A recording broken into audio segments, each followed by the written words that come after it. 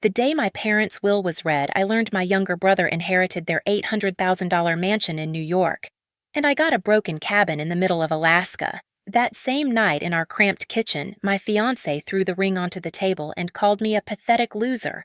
He shouted that I would never amount to anything as he slammed the door so hard the frame shook. For a moment, I believed him. I believed all of them. I thought that was the end of my story. I didn't know it was only the beginning. My name is Olivia Hale, and for most of my life I learned how to disappear in plain sight. I grew up in a family where love was measured in expectations, and expectations were always stacked on my younger brother's side of the scale. Marcus was the star from the moment he could walk loud, charming, impossible to ignore.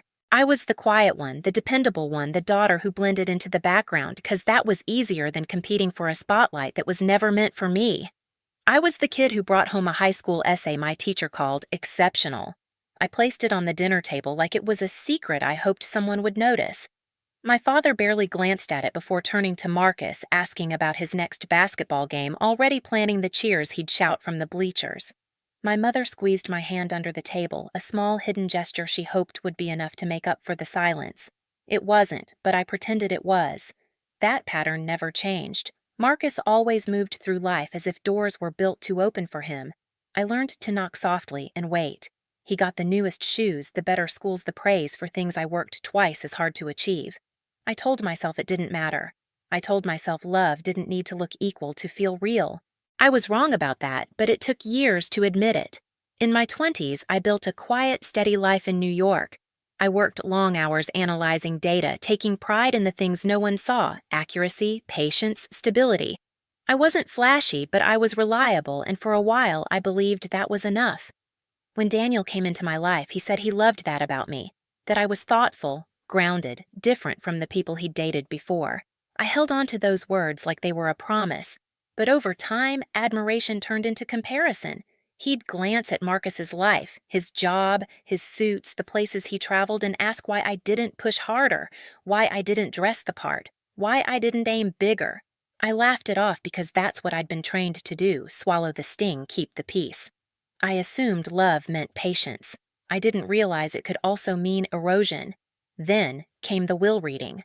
I walked into the attorney's office with a thin thread of hope, the kind of hope you don't admit out loud. Maybe my parents had seen me more clearly than I thought. Maybe my mother had fought for something fair. Marcus strutted in like it was a formality, like he already knew how the story ended. He did. I didn't.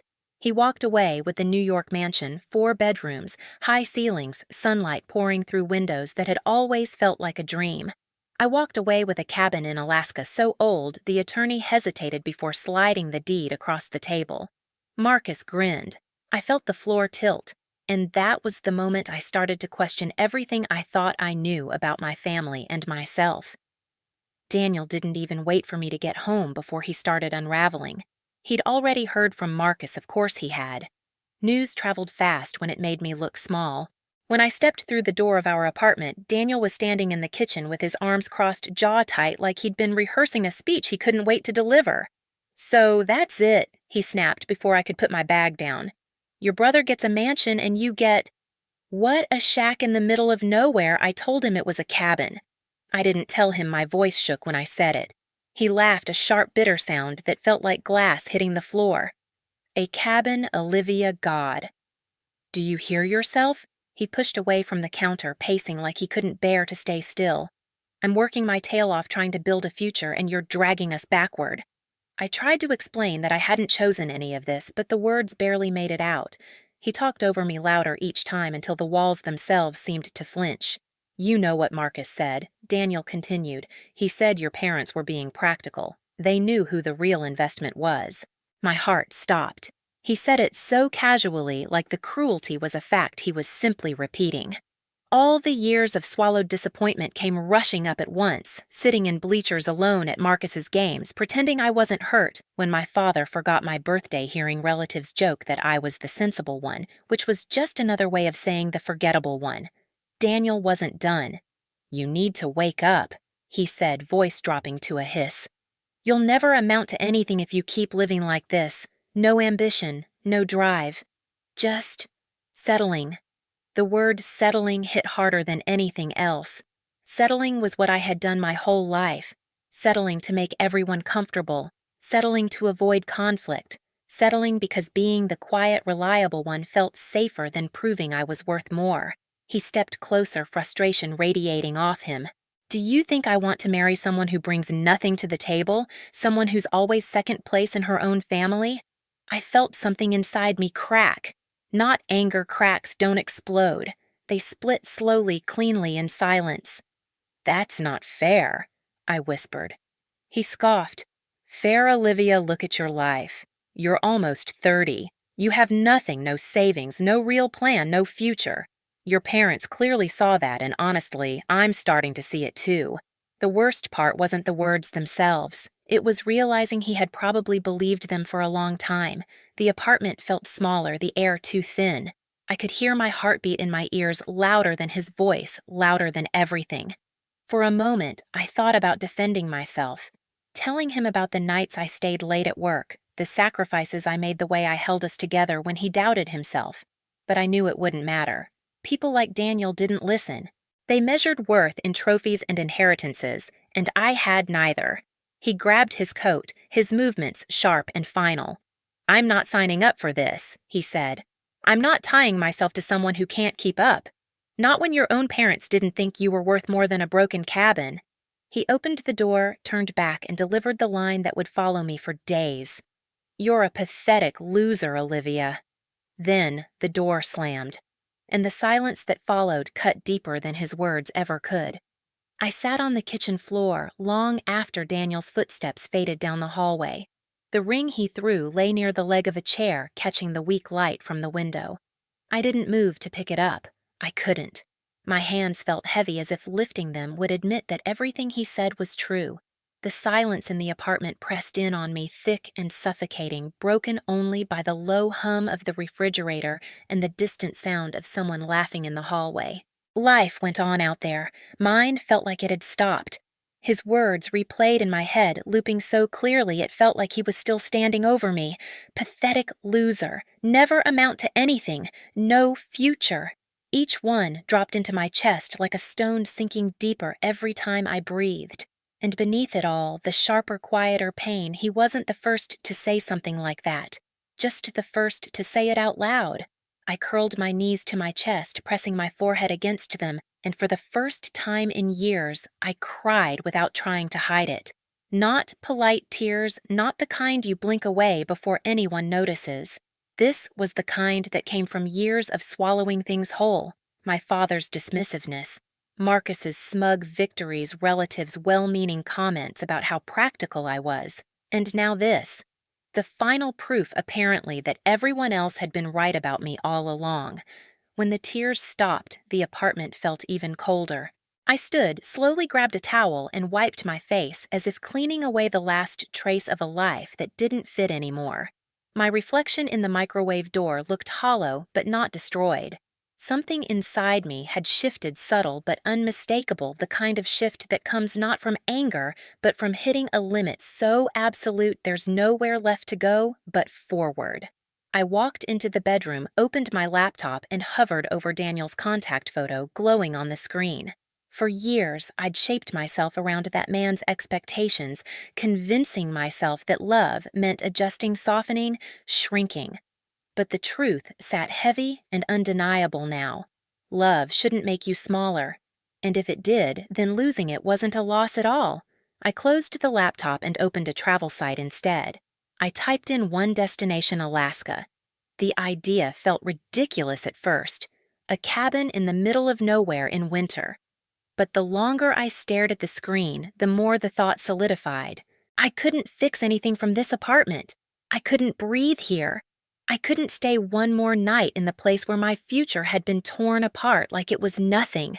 If that broken cabin was all my parents thought I was worth, then I needed to see it with my own eyes. I booked a one-way ticket. The next morning, I packed a single suitcase and left the ring on the table without a note. The flight was small, loud, and shaky, rattling through gray clouds.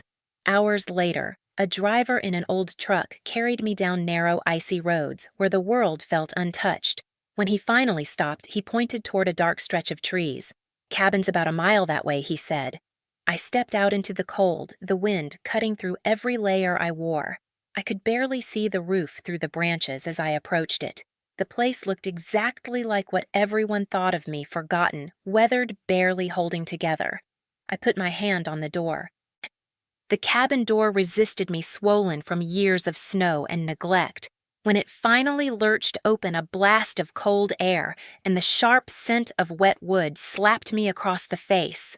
For a second, I just stood there, letting the darkness swallow me whole. This was my inheritance, my value according to everyone who ever claimed to love me. Inside, the place sagged under its own weight. Floorboards, bowed walls warped, and a broken window let a thin veil of snow drift across the rotting floor. A chair lay collapsed in the corner like it had given up long before I arrived. My boots echoed softly, each step stirring dust that glittered in the weak light. I wrapped my arms around myself. "This is what I was worth," I whispered, but the silence didn't answer. It never had. I set my bag down and began moving debris. I didn't fully know why, maybe instinct, maybe the desperate need to control one tiny part of my life. I cleared a corner, then another, until sweat mixed with the cold on my skin. As I swept a wide patch of floor near the center of the room, the broom hit something uneven beneath the old rug. I froze. I crouched, pulled the rug back, and dust exploded upward. Under it lay a wooden hatch with a small iron ring sunk flush into the boards. My heartbeat quickened. I hesitated. Maybe it was nothing. Maybe it was dangerous. But something inside me, some quiet, persistent instinct, pushed past the fear. I pulled the ring. The hatch groaned open, releasing a wave of cold air from below. A narrow stairway disappeared into darkness. I grabbed my flashlight, clicked it on, and descended carefully, each step whining beneath my weight. At the bottom, my boots hit packed earth. The beam of light shook in my hand as I swept it across the room, and my breath caught. Crates, dozens of them, stacked neatly, deliberately. Heavy wooden boxes reinforced with metal, untouched by time, except for a thick coat of dust. A large trunk sat in the corner like a final secret. My hands were trembling when I approached the nearest crate. I found a rusted piece of metal on the ground and wedged it under the lid, forcing it upward until the wood cracked. Inside were tightly wrapped cloth bundles. I picked one up, unwrapped it, and gold coins spilled into my palm, cold and impossibly bright. My heart slammed against my ribs. I opened another bundle, jewelry, antique pieces with stones that glowed under the shaking flashlight beam. Another silver bars stamped with dates from decades ago. I stepped back, breath shallow. The cold air bit into my lungs, but I barely felt it. There was wealth here, immense, staggering wealth. I turned in a slow circle, the flashlight catching edges of metal glints of gold-stacked crates filled with everything. My pulse roared in my ears. I whispered to the darkness, "What did you leave me?" I moved toward the trunk in the corner, hands shaking harder with every step. I lifted the lid. Inside were ledgers, old brittle pages, lists of payments, land rights, resource claims. My family name appeared over and over: timber rights, mineral rights, contracts worth more than anything Marcus had ever bragged about. Under a stack of pages, I saw an envelope. My name written across the front in faded, familiar handwriting. My knees nearly buckled. I opened it carefully. The paper crackled as I unfolded it, and my mother's voice filled the room, even though she was gone. "Olivia, if you are reading this, your father and I are no longer with you. I need you to understand something we never said enough.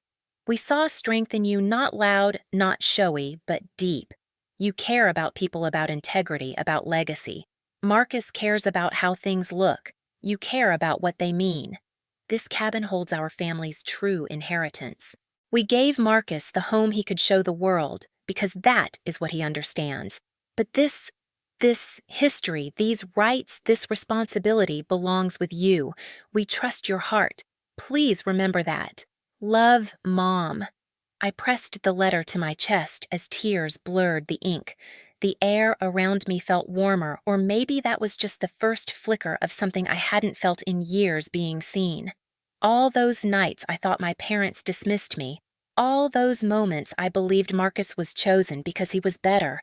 All the times Daniel made me feel small, like I was meant to stay behind while he ran ahead. They had never seen me that way. My parents had trusted me with everything they couldn't say out loud. I wiped my eyes and looked around the cellar. The fortune wasn't just money. It was a message, a confirmation, a rebirth. I picked up a gold coin, feeling its weight settle into my palm. A laugh escaped me, quiet, shaky, but real. I wasn't the mistake I whispered. I wasn't the afterthought. The cabin above creaked softly, but now it sounded different. Not like a warning, like an acknowledgement.